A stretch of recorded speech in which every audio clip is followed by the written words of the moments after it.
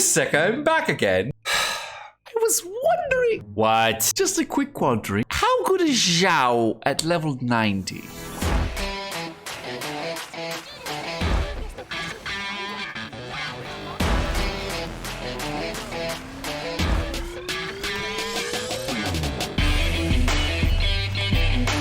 There we go. Kogu slide. Ah, I see. Do you think he is better than Ganyu? Stop asking, dude. It's fine. I don't know why people keep asking this. They're both awesome. Yes, but I want to be number one. Dude, you're free to play. You're never going to be number one. But what's the best free to play build? You know, Seka, because I want to put it in my lucky charms. Stop! Yo, what's going on, guys? Sekapoko here, bringing you another Genshin Impact video. For this video, we're going over Xiao and a really good free-to-play build that I'm using for Xiao, and I'm using the same build on my free-to-play account as my main account, and it's going to be talent level 9 and everything on my Xiao, so I hope you guys enjoy it. Let's go jump into it.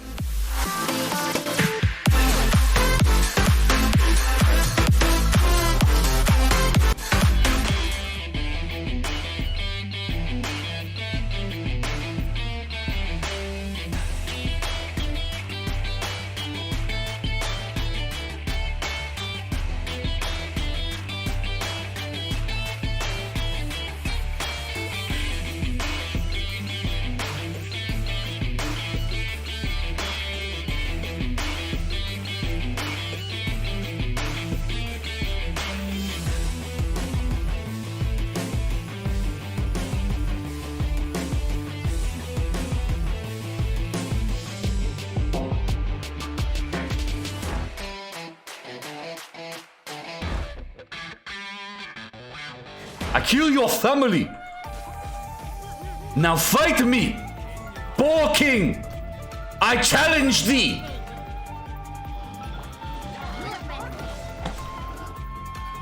Boar King, come and fight me. The Yakasha.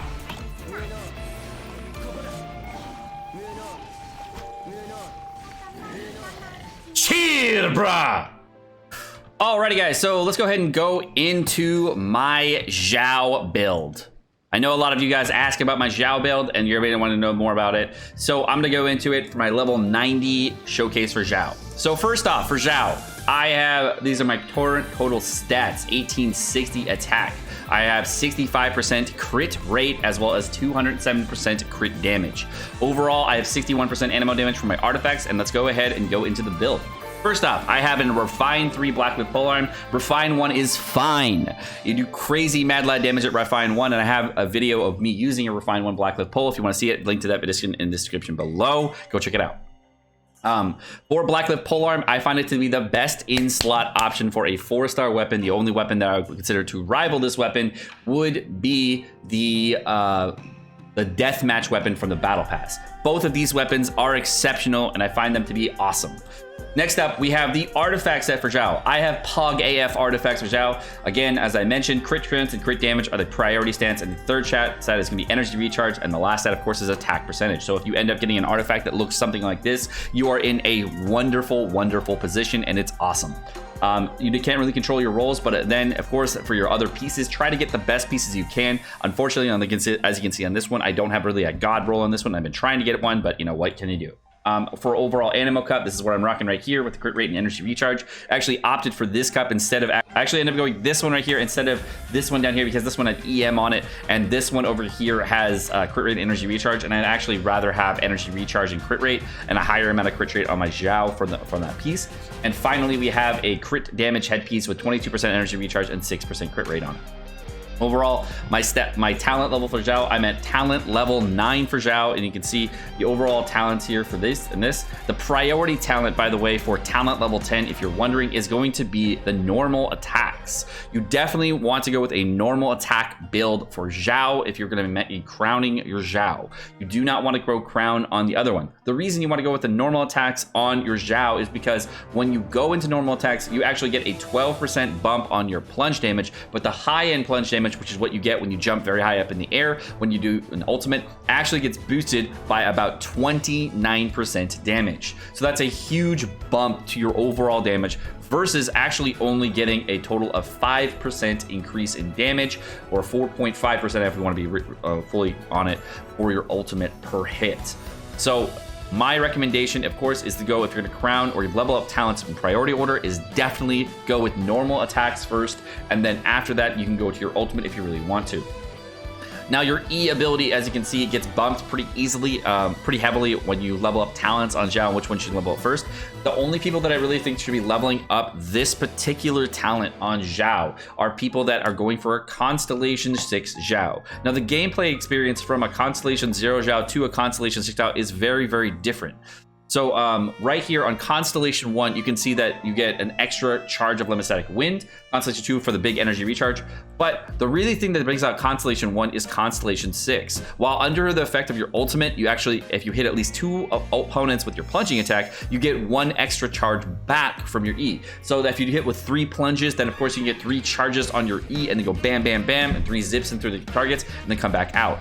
But the only people that really should be going for this on Xiao are people for E's on Xiao, for talent level for the E, are people that are going to be going for Constellation 6 Xiao. If you're not one of those people, like 99% of the people in the game, please go with normal attacks. It will provide the most value to your damage.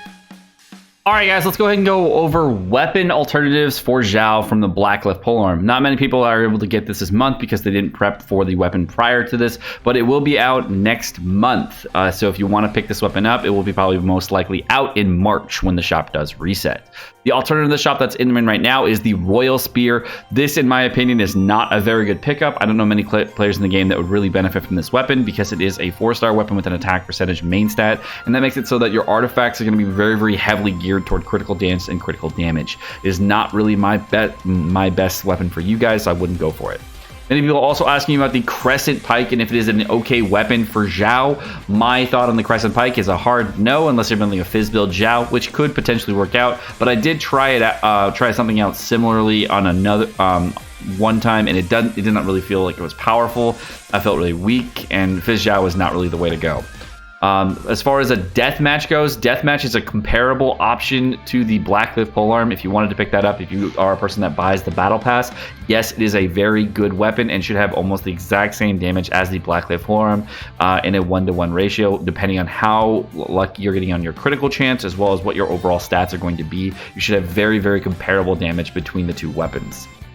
The next weapon up is the Lithic Spear, which is the weapon that's going to be coming out very soon to the game. This weapon in particular, I would say, is a very strong weapon for Xiao. Unfortunately, though, you're going to have a lot of characters from Leeway to bring out all the max potential of this weapon, but it will have the maximum potential damage on this weapon for a 4-star weapon.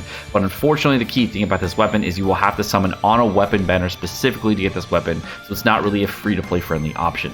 Then for other weapons, the last weapon people ask me about is the Prototype Star Glitter. The Prototype Star Glitter is a very good weapon that has elemental skill. After using elemental skills, you can increase your normal and charge attack damage by 8%. Unfortunately, though, Xiao is not a character that uses normal and charge attacks, so you don't really get a passive, and all you really get out of this is an energy recharge weapon. The only other option people ask me about is the Favonius Lance, and this is a double up on energy recharge. So if you were going to have a ridiculous amount of crit chance and crit damage on your artifacts, this weapon can work out pretty well for you and can do some decent damage. But in my opinion, this weapon in particular is not really the way to go unless you have no other options. And seeing how the Blackcliff Polearm is an exceptional weapon that you can get for out of the shop for just Star Glitter, you can get a very powerful weapon for what you would get a maximum of 5 summons for. So I definitely recommend the Blackcliff Polearm versus the Favonius Lance. For 5-star weapons, there's of course 4 or 5-star weapons that are in the game.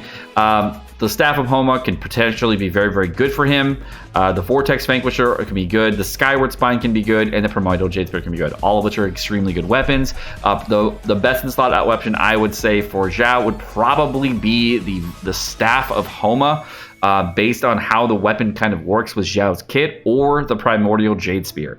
Either one is going to be really, really good, but unfortunately, I don't think the Vortex Vanquisher is going to be a very good option unless you're using a Zhongli with your Xiao, and in that case, it is going to be a very strong weapon for you, but it's going to require you to have a ridiculous amount of crit chance and crit damage substats.